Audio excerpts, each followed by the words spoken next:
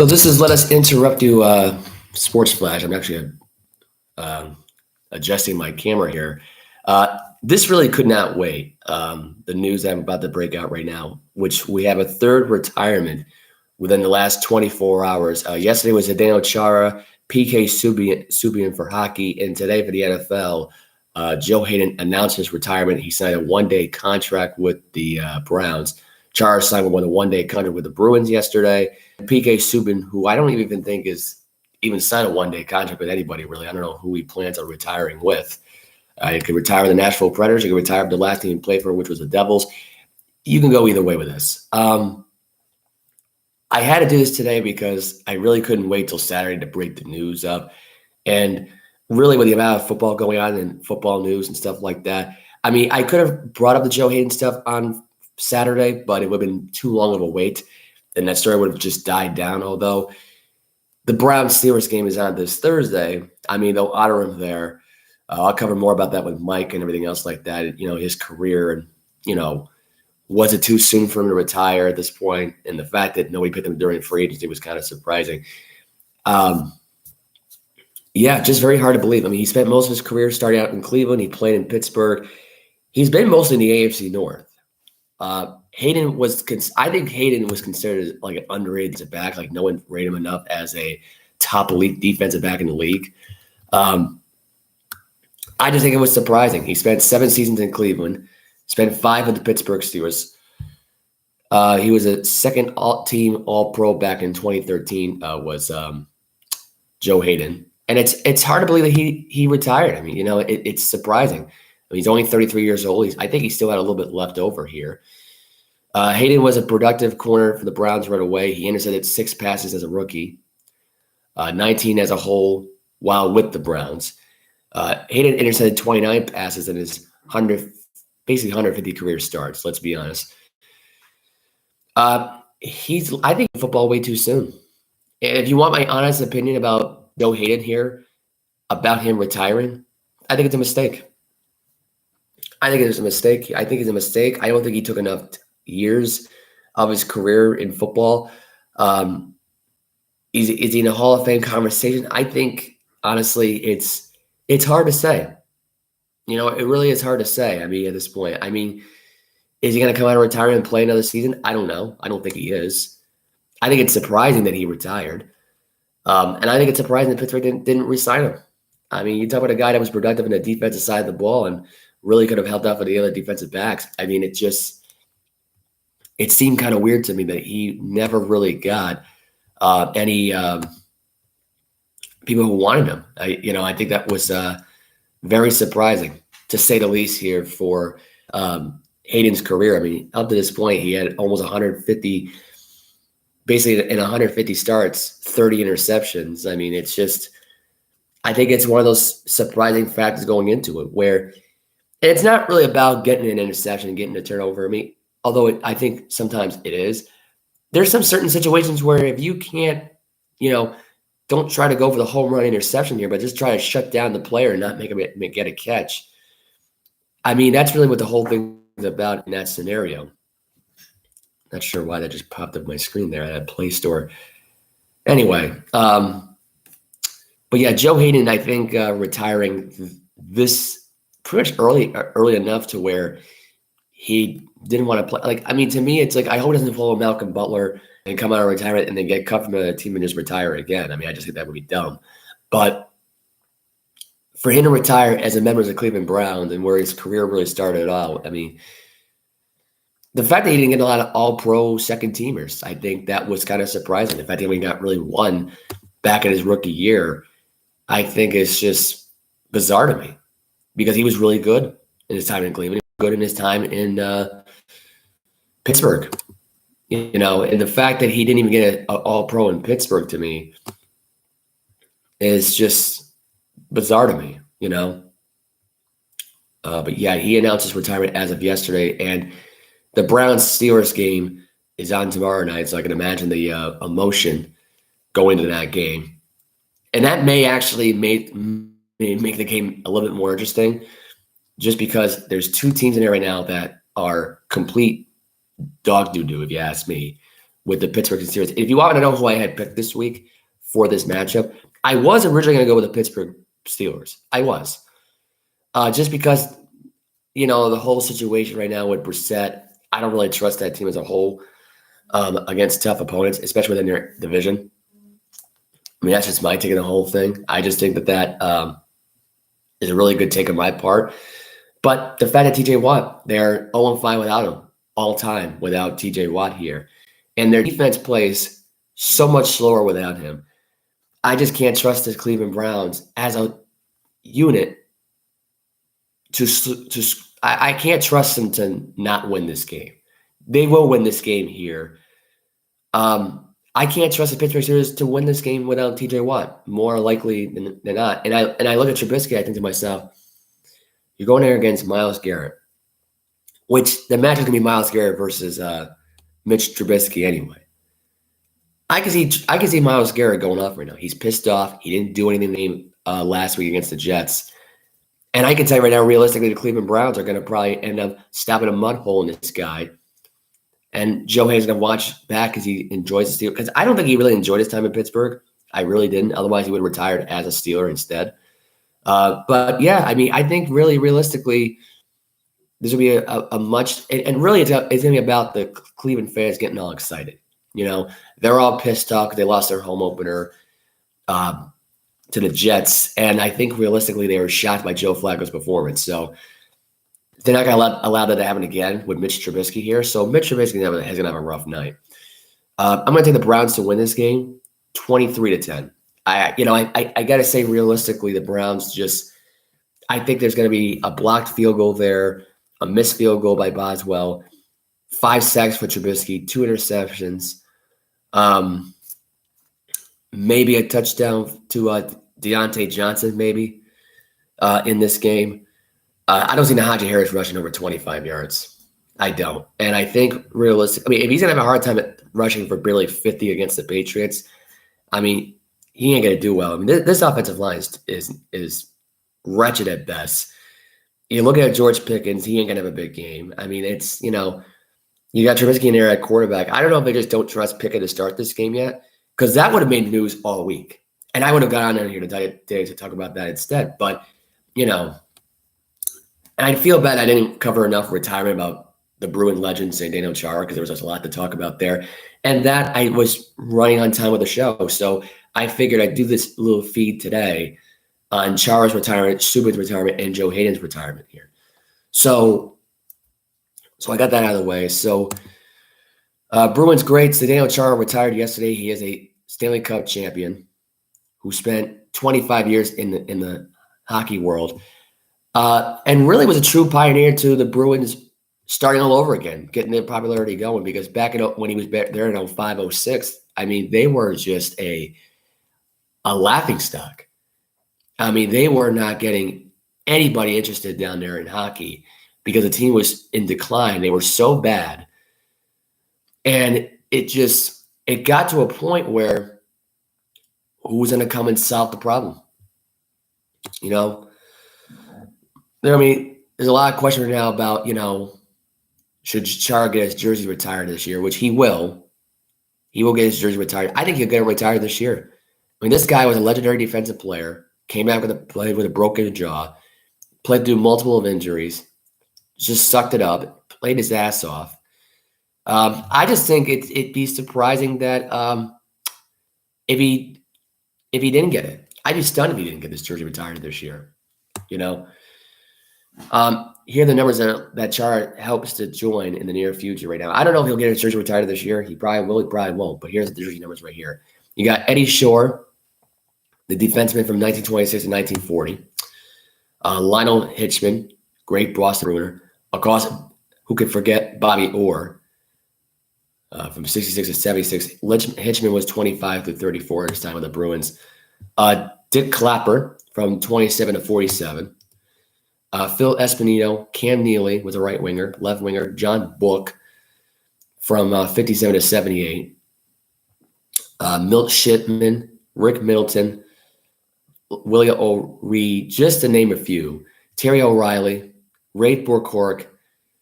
These were all Bruin greats.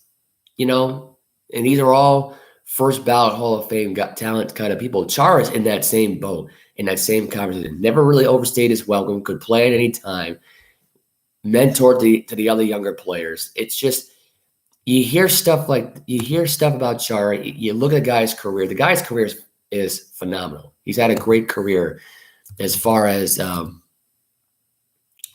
it was time with the Bruins and with the Islanders. I mean, is it too bad at this point that he didn't play his entire career there? Look, I mean, he knew when his time was time for him to go. I mean, it just he knew when to not overstay his welcome here. And I think, honestly, it was shocking that he didn't retire right there and then. But here's Zendenyo Chara's career stats here. I'm going to pull up for you right about now. And I have the link open here. But he spent most of his career with the Bruins. And, 6'9", 250 pounds this guy is. This guy's a psychopath when it comes to, defensive play. He had 1,680 career games. He had 290 goals, 474 assists, 471 assists, 680 points, 301 in a plus minus, 2,085. I forgot what a PMI stands for. Penalty minutes. Penalties per game, he had 93, or power play goals, excuse me. Power play points, he had 226. He had 8 shorthanded goals, 35 shorthanded points, and he's had 3 overtime goals in his career. He's had a great career as far as, stats go and everything else like that. Started out in 97 with the Islanders. He played there until 2001, or actually, 2001, the 2000-2001 season. And then in 01-02, he played for Ottawa for about 4 or 5 years. Started his time in Boston. And he was the most consistent guy in Boston. The only time he, he was trickled with injury from 2012, 2013, and that was the year when the Boston Marathon bombing happened, when the Bruins almost won the Stanley Cup back in that season, which I'm surprised they didn't. He had a he had a little injury mishaps with 12 and 13, 14 and 15, but he was Mr. 80-81 here when his time in Boston happened. And, he spent 2021 with the Washington Capitals, went back to New York Islanders back in 21-22. He only played 55 games, I think, in 2021. So that was that for his career game there. But when he had a great season back in 80, I will say this, though, his best season, if I had to say his best season with the Bruins, was in 2008-2009, where he had 19 goals, he had 31 assists, 50 points, 23 plus minus, 95 penalty minutes, 11 power play goals, 28 power play points. He had, and that was really his best stuff, I think, in 08 and 09. That was the year. And you could have argued that season that was the best time the Bruins to win the Stanley Cup. I mean, Chara playing at that high of a level with Bergeron around and all that. And it just, it made that team special.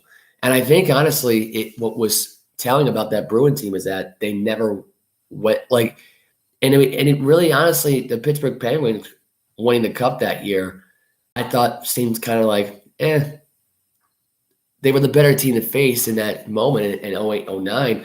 But I think you could argue right now that his best season would have came in 08-09 with what he had done. 2010, 2011, he played 81 games. He only missed 1 game that season. And I would say that was probably his second best season. If I had to say so myself, this guy was money back in 2000. And you could argue back in 2007, 2008 was his best career, I think. But I'm going by the numbers of what I'm seeing down here on him. And I just think and I look at these numbers over and over again. Even his time in New York Islanders, you talk about a team right now that probably should have won a championship that year too with his defensive style. There were some years that he could have won the Stanley Cup. He could be a 3-time Stanley Cup champion. Going back to that year right there. And you could even argue even his time in Boston, where he could have won the cup. And I think, honestly, the fact that he played with such, ambition at the defensive position and not afraid to put his body at risk. I mean, this is a guy that was a mammoth. And I think even in 2005-06 year, I mean, this is where he really could have started playing for the Bruins. I mean, he played for Ottawa that last season. But the Bruins got him. They got what they got out of him. And I think, honestly, it's an end of an era right there for the Boston Bruins. I think the Bergeron's going to be the next one to go. I think he plays one more year and he's done. You got Krejci, who's on his way out. It's almost an end of an era, really, for the Bruins. And it's, it's crazy to hear that he, is retired now from this game. And I think he had his best stuff. And you could argue right now he could be a 2 or 3 time Stanley Cup champion. He is one of the great Bruins. There's no doubt about that. He is considered one of the great Bruins of all time when it really comes down to that factor going into it. And now we're going to focus on the career stats for PK Subban, who also announced his retirement as of yesterday. That really seemed to came out of nowhere. But he did get drafted back in 2007 by the Montreal Canadiens, second round, 13th pick, 43rd pick overall in that draft. He was 6 foot, 210 pounds, defensive man for his time. He's played 834 career games, 115 goals, 352 assists, 467 points, 905 penalty minutes, 49 power play goals, 189 power play points, one shorthand goal. Just all the way around what his career stat, 5 shorthanded points, 18 game-winning goals, and 4 overtime goals in his career. And he started his career off with Montreal from 2009 to 2010. He played about 7 or 8 seasons with the Montreal Canadiens. 2016, 2017, he played for the Nashville Predators from 16 to, I believe, 18, the 19th season. They played 19-20, 20-21, and 21-22 with the New Jersey Devils. His best career or best season, honestly, was with the Montreal Canadiens back in 2014 and 15. I mean, his numbers were spectacular. 15 goals, 45 assists, 60 points, 74 penalty minutes, 21 power play points. And he had 5 game-winning goals that season. I mean, I can't think of a time where he had a better season than that in his time in Montreal.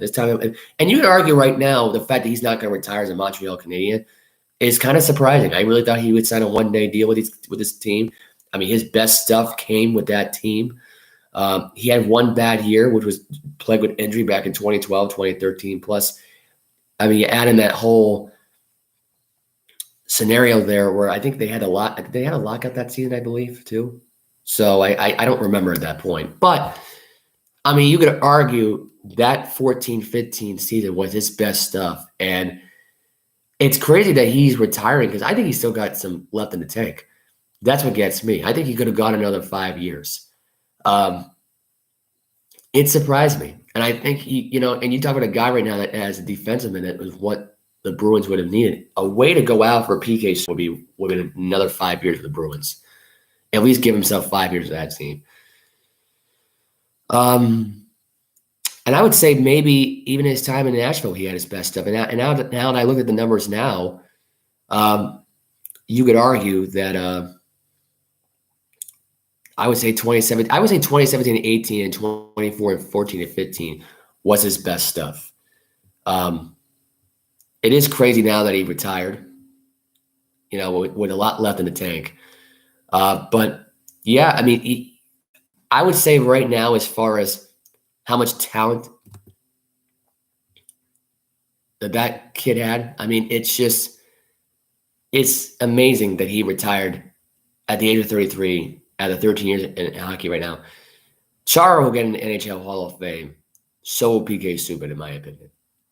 Yeah, he didn't win a championship, but I think he belongs in that conversation. His best year was with his best opportunity to win a cup would have been in 2014 and 15 with Montreal, and also in 16 and 17 with Nashville, I think. So it's crazy that he announced his retirement. It really is. Other than that, I mean, the amount of retirement announcement here, and even Roger Federer, who's won 20 Grand Slams, multiple U.S. Opens. I mean, there's so many to count right now, the accomplishments that Roger Federer had. I meant to cover more about his retirement as well, because last week he retired, and he's going to go out on one last tournament. He'll probably win that championship. I mean, he's the only doable one that will win it, unless he ends up losing like Serena Williams did. But Serena might not stay retired. She's been thinking about contemplating it. I think Federer's time is up. I think he did what he needed to do. Serena Williams, definitely her time is up as well, but I don't think she wants to stay away from the game. And that's the difference right there with her and Roger Federer. I think Roger Federer knows when to hang it up, knows when to call it quits, and Serena Williams just doesn't know when to stop. So that's my take on the whole thing with that one. I'm going to leave you with some Zendenyo Chara audio, just based on his career as a Boston Bruin. I may throw in a little PK Subban in there as well for his career highlights, and just going to leave it with that. I think realistically, it's good to hear this stuff. I was going to have some Joe Haden's audio clips playing right now. I'm not going to be able to get it here. See, that's the problem with the Wi-Fi is from the location I'm doing it from, which is my kitchen here, of course. The Wi-Fi is not that great. It's kind of rough, to say the least here. So I guess I won't be able to play some audio clips. I'll try to play it on Saturday if I can, which I think, am I going to be able to get it now?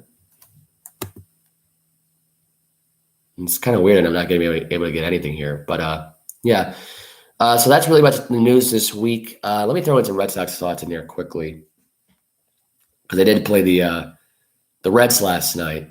They did get a 5-3 win over the Reds. And Aaron Judge, I meant to mention this as well. How can I forget about this one?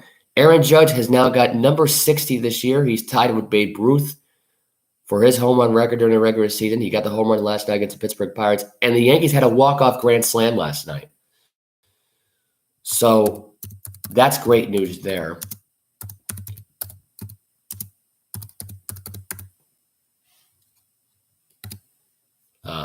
Anyway, I just think it's amazing that he got a 60th home run last night and Stanton was able to walk out with a grand slam last night.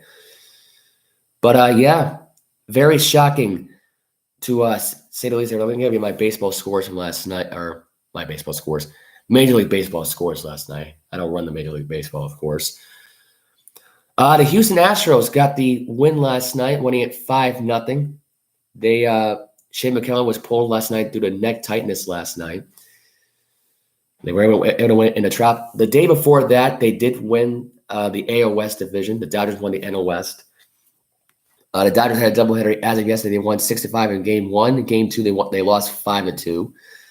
The Guardians won in 11 innings last night over the White Sox 10-7. The Royals beat the Minnesota Twins 5-4. Oakland Athletics beat the Seattle Mariners 4-1. Angels beat the Texas Rangers 5-2. Mets beat the Brewers 7-5. The Braves beat the Nationals 3-2. Tigers beat the Baltimore Orioles 3-2. Blue Jays beat the Philadelphia Phillies 18-11 last night. Giants beat the Rockies 6-3. Cubs beat the Marlins 2-1. And the Red Sox beat the Cincinnati Reds 5-3 to open up their short game series in Cincinnati. Home runs were delivered last night. It started off with Rin Snyder last night. JD Martinez. Devers had a 2-run shot last night. And that really sealed the deal. The game was pretty much over by the 9th inning. The go-ahead run came in the top of the 9th with Devers. Far as pitching goes last night, Brian Bella was fine. 5 innings, 8 hits, 1 earned run, 2 walks, 5 strikeouts last night. In his outing last night, got his 2nd win of the year. He's now 2-6 on the season. So yeah. Let me give you some of the. We'll start with. We're able to get some audio here, which is good for the career for Zendenyo Chara, and he is this is one of his hits in fights, one of his biggest fights that he's had. Wins it clear to the far side of the zone. Oh, there's the chip down the wall. You cannot finish. We're having some audio issues here. Hold on. Check. You got to release him when that puck is chipped by. Chara's got to let him go there. And not only does he ride him into the boards, he puts him into that dangerous spot, and that is a defense. Did you notice something there? Opportunities. 24 shots on goal. You want to talk about crazy spirits? Zendenyo Chara hit the post to himself at the top of the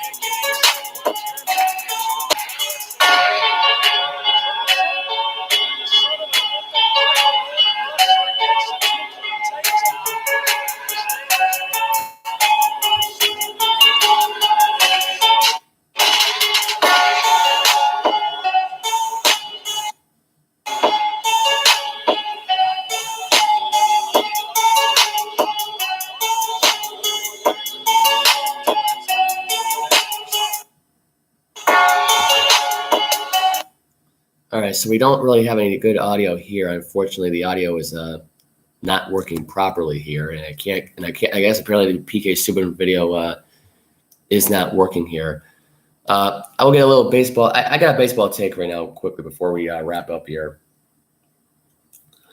which is this. It has to be said about baseball this season. I will say this right now about the possibility right now of the game that we watched last night with the Blue Jays and Phillies last night. This was a hell of a game last night between these two teams last night. And it's not talked about enough, Toronto, as really being the teams right now that are in that playoff run or consider right now to be going to a deep run to get to the World Series. I think they have a shot to do it. My take is this. I think Blue Jay Phillies last night might be your baseball game of the year, in my opinion. I don't see how it's not. After last night, it was a rally last night. It was a 6-0 run. The Phillies stopped the run there. Blue Jays got in a chokehold with the Phillies as they were trying to get back in the game. They were down 7-5 last night. And these runs scored last night, the only home run that saved them was Jackie Bradley Jr. here. And Romola got a solo shot late in the ninth inning there, which made the score 18-11. Gibson picked up his 7th loss with the Phillies. My take on this is this. Jackie Bradley Jr., who I think realistically is one of these guys that will just go to a different team every year, come back with the Red Sox, go back to a different team, come back with this guy, I don't know what the Blue Jays saw in him and thought, let's pick him up here. But to me, he's all right. He's not like a guy, he's got some gold gloves to him. He's a great defensive player out there in the outfielder. Don't get me wrong, he is.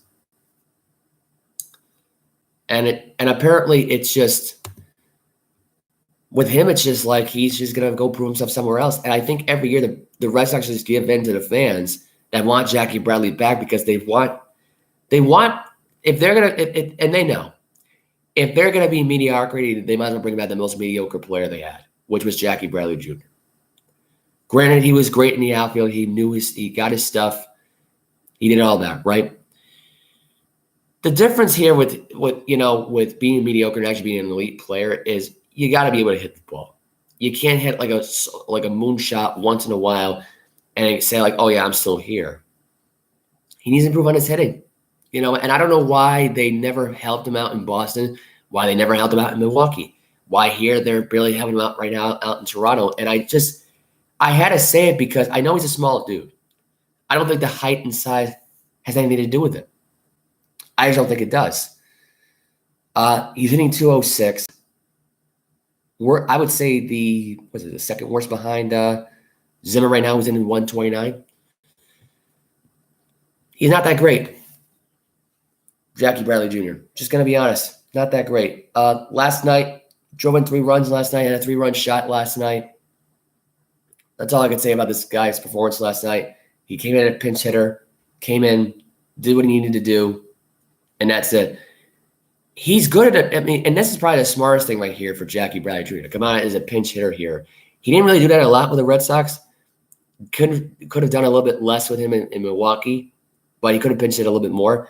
If he come out there and pinch hit, it wouldn't be a problem with me. Honestly, it really wouldn't be a problem. He's a pinch hitter type of guy.